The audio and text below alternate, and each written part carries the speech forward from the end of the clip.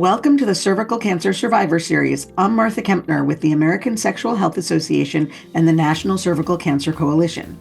We recently reached out to survivors across the country to hear their stories of diagnosis, treatment, and survivorship, and get their advice for others whose lives are impacted by this preventable disease. We also talked to providers in the field to answer questions about screening, prevention, and treatment. In this episode, we speak to Cherlya Thompson about the wonderful support she received during her cancer treatment, which took place far from home, and how that experience inspired her to help others. Cherlya also tells us about how she had to teach her grandchild's pediatrician about the importance of the HPV vaccine.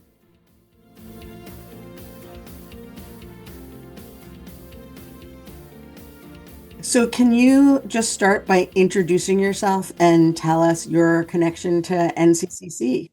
My name is Cherlya Thompson, and my connection to the NCCC, I've been a chapter leader for South Carolina for the last 8 years. This year might be 9. Oh, that's a long time. Thank you. Yes. We're doing this podcast to talk to survivors about their stories. So really what we would like today is for you to tell us your story. How did you get diagnosed with cervical cancer? I went to see my GYN because of some excessive bleeding.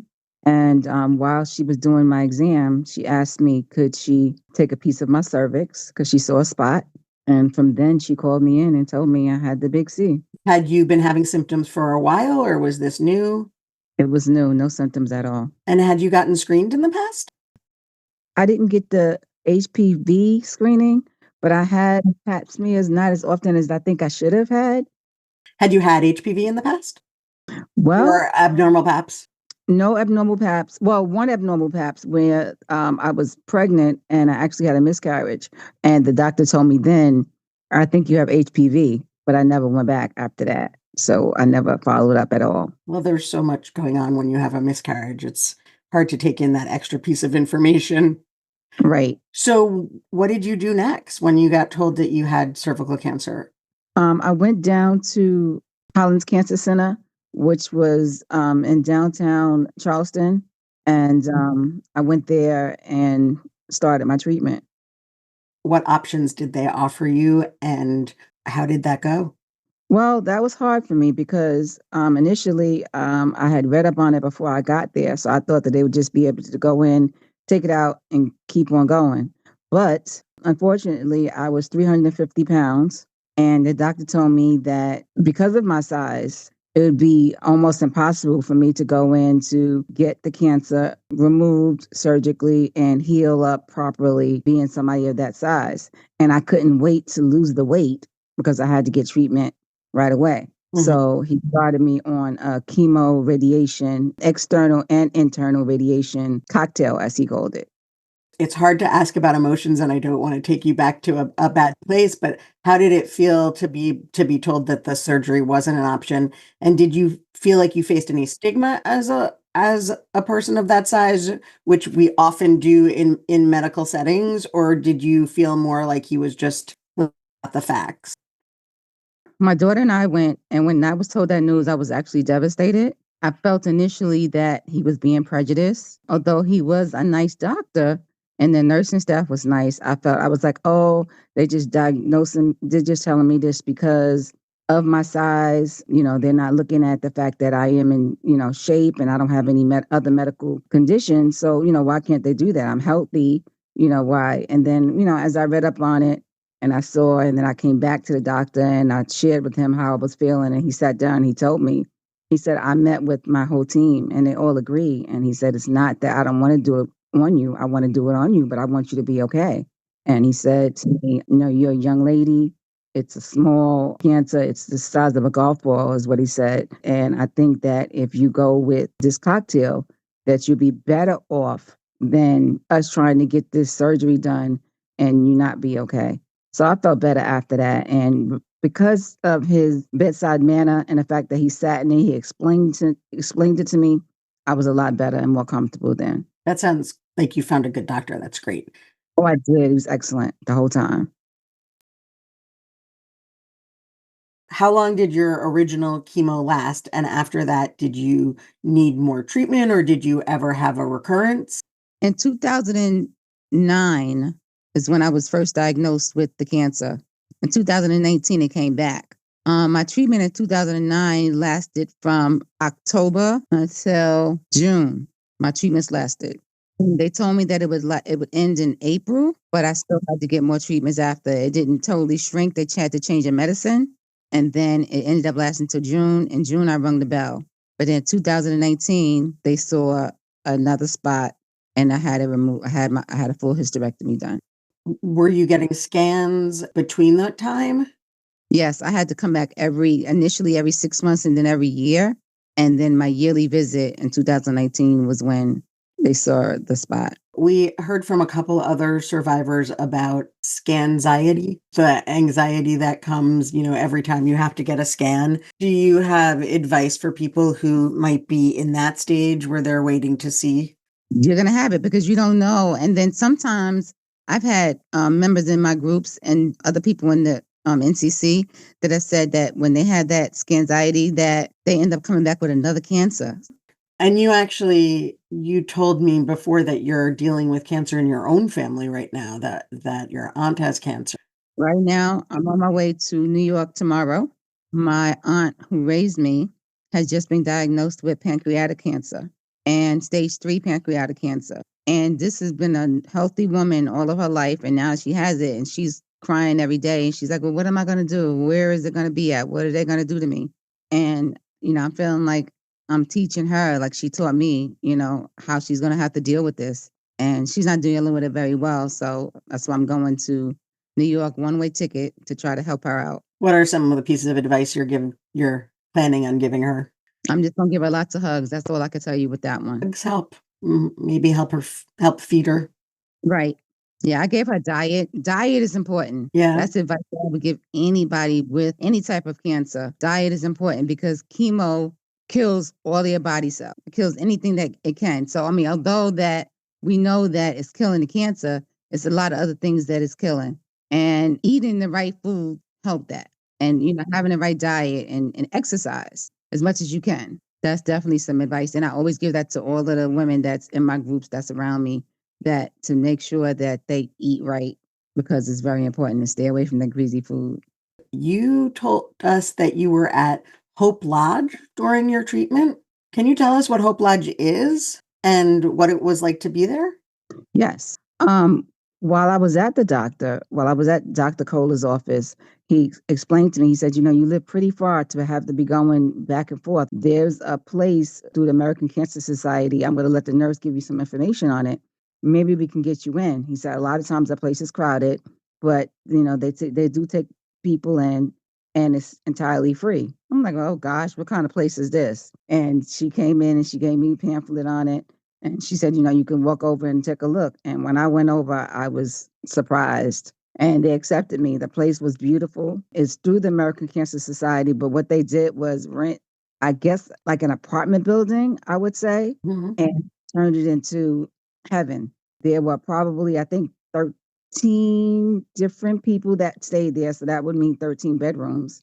They provided refrigerators and cabinets for everybody to put their own food in.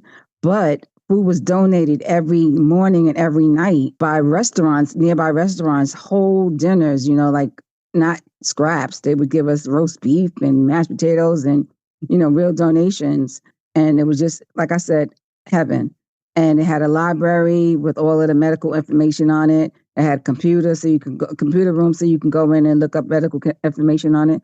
And it had a staff that was wonderful. That was all, I found out later, volunteer cancer patients. Wow. So tell me about some of the people you met while you were there. I met so many people. I actually got to I'm on a cancer pamphlet with American Cancer Society, and they took pictures of us. And it was people that not just had cervical cancer like I had. There was breast cancer patients, and there was men with prostate cancer there. And you got to stay with your family. You wasn't alone. You got to stay with one family member. Each room had 2 beds and their own bathroom in it, and TV, but a big TV. I actually think it was 2 TVs, but TV there. And then there was a TV room downstairs. There was a game room. There was a porch so you can have visitors. The place was just beautiful. And I got to meet so many people that I still keep in touch with now. That's great to have that kind of support. What would you, for people who aren't living in that kind of a situation, and actually, I would say even more for the friends and family of the people who are going through treatments and aren't living in that kind of a situation, what could they do to kind of replicate it? What could they do to support someone going through chemo and radiation? Empathy, number one.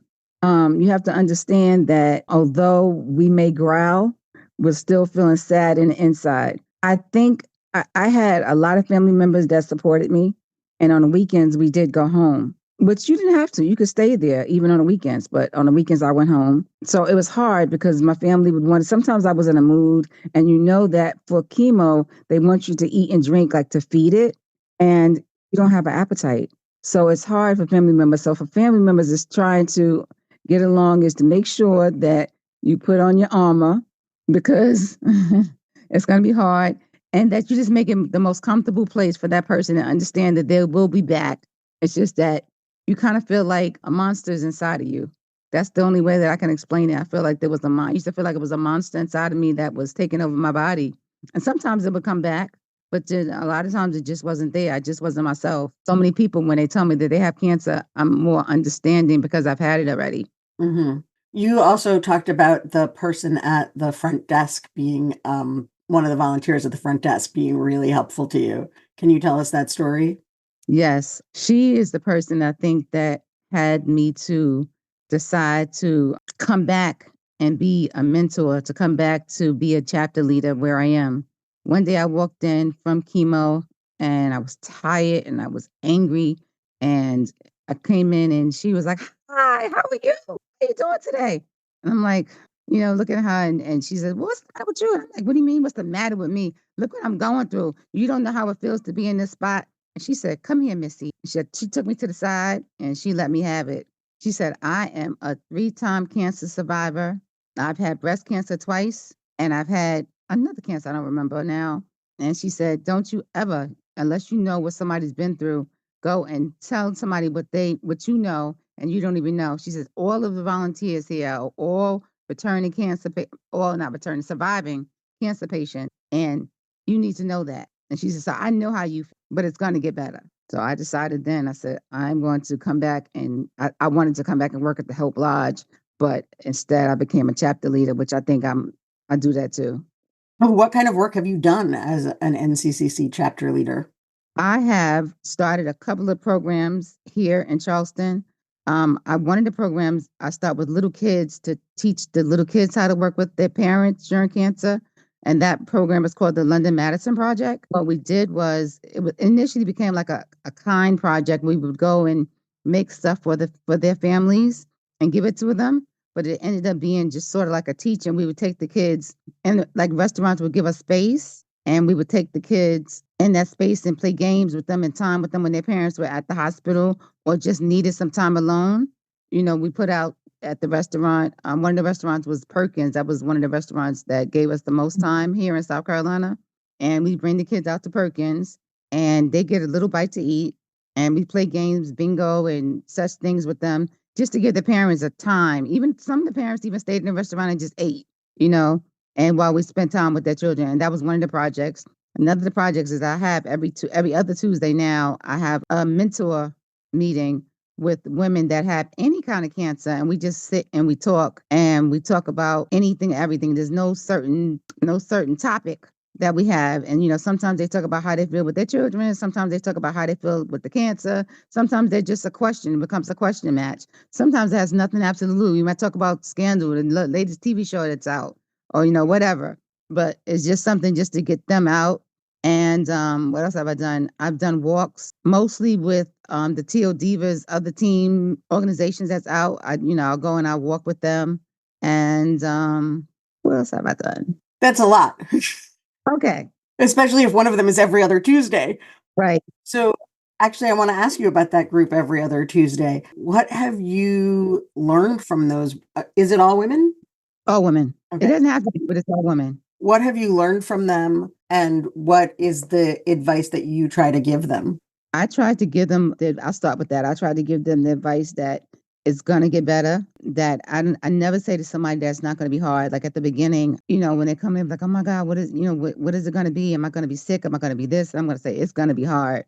Even the people that sometimes they don't get all of the symptoms, it's gonna be something. And just to feel that, as I say, monster inside. So I tell them that from the beginning. And then I share with them that I am a survivor and that it did come back again back in 2019. And at that time, I was 200 pounds and I got a hysterectomy.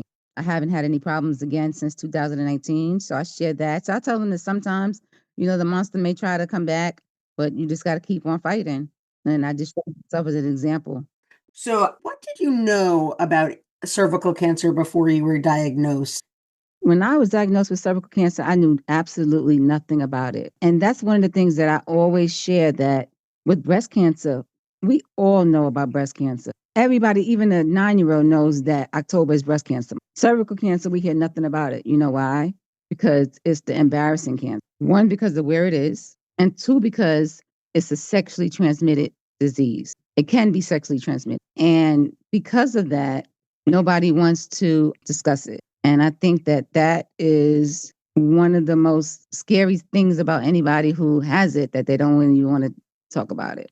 Do you think there's anything we can do to get rid of that stigma? To get rid of that stigma, I think the only thing we can do is to keep doing what we're doing, bringing it out, talking about it. One year, last year, I believe it was, we had a award ceremony that each leader would go out and pick somebody, anybody they knew, or somebody in the hospital, or anybody they knew that had cervical cancer, to give them an award. Nobody wanted the award. Surprisingly, that everybody that I interviewed, they didn't want to come forward to get the award. I had to like pull teeth to get somebody to come on Facebook and say, I have cervical cancer, I'm getting the award. Oh, wow. To be, like a survivor award is what it was. And it was so Mhm. hard. People are so afraid to say that they have cervical cancer. Even now, even celebrities, you'd be surprised at how many celebrities have passed away from it. And you don't hear it. You'll just say they died from cancer. Did you face any of that specifically, personally when you were first diagnosed? Did you tell people? I did, but everybody knows I'm crazy. They say I tell everybody. I put it all over everywhere. I mean, when I first had it, I was telling everybody, watch it. I had this long story on Facebook, but I'm just crazy like that. I've always been, I guess, an extrovert, and I just want everybody to know and everybody to get help. And so I didn't care. Not crazy. Actually really helpful, I think. I think that that's what we have to do, right? Is be honest about it. Right. One of the other things, we have this interesting generally generational divide right now. You and I were too old to get the HPV vaccine when it hadn't been invented when we before we became sexually active, but it's there now. And I think because of the stigma, we're still having these debates over it, or we're still seeing parents who don't want to vaccinate. What would you tell a parent of a 9, 10, 11-year old now? I have to start with, I got my children, as soon as I found out, I got my children vaccinated. But I have to start with my daughter, and I was taking my granddaughter to her doctor, who I love, my granddaughter's doctor. And I said to him, she was 11. I said to him, I said, "Oh, I want to know." And he just had no idea about my past. Mhm. Said, "I want to get my granddaughter the Gardasil shot and vaccine." He said, "No, no way." And I'm looking at him like, "Why? That's not good for you." I'm like, "What are you talking about?" And he was like, "I wouldn't get it for my kid." Da, da, da, da, da, da, da. And it's the doctor. Wow. So I shared with him my information, and he says, "You know what?" He says, "I'm going to look more into it." He said, "Maybe I'm being a jerk." I said, "Yeah, I kind of think you are." I said, "Because you really don't know." I mean, he says, "Well, I always thought," and he came back to me sometime later, and he told me, he says, "I looked into it, and of course, I got my granddaughter the vaccination." And he said, "I looked into it," and he said, "You are right." He said, "I will never do that again." Well, thank you for I mean, that takes courage too. Did you tell him your story? I told him my story, and he was totally red. And like I said, he's been my granddaughter's doctor for years, but we never talked about me or anything. And then after that, I tell you the truth, he asked me to speak to his team, and I did. This was probably maybe a year after he asked me to speak to his team, and I told my daughter, I said, I need to start going and speaking to other doctors' teams. Maybe, because I speak to churches, but I never spoke to doctors' offices. What do you talk to churches about? I just tell them my story.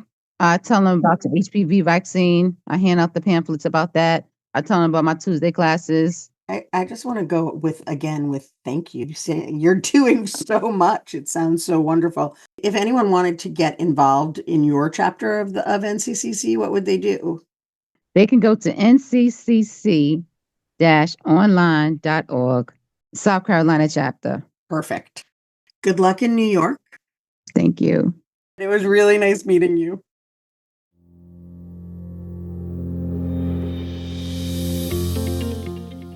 Thank you so much for listening. If you want to listen to all episodes in our cervical cancer survivor series, head to nccc-online.org, where you can also find a lot of information about cervical cancer prevention and screening.